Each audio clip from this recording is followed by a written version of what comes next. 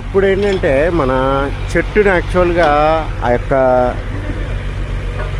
Placement చేసిన తర్వాత దాన్ని ప్యాక్ చేయాలండి, చుట్టూ ఉన్న గ్రావెల్తో ప్యాక్ చేయాలన్నమాట. సో ఇక్కడ జేసీబీ అదే రకంగా క్రేను రెండు సమన్వయంతో పనిచేయాలండి.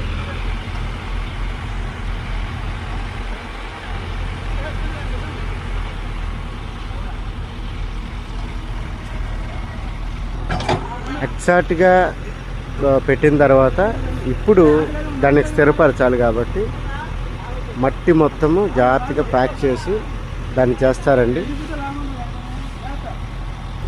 ఏ రకంగా ఆ యొక్క మట్టిని ప్యాక్ చేస్తున్నారో చూడండి.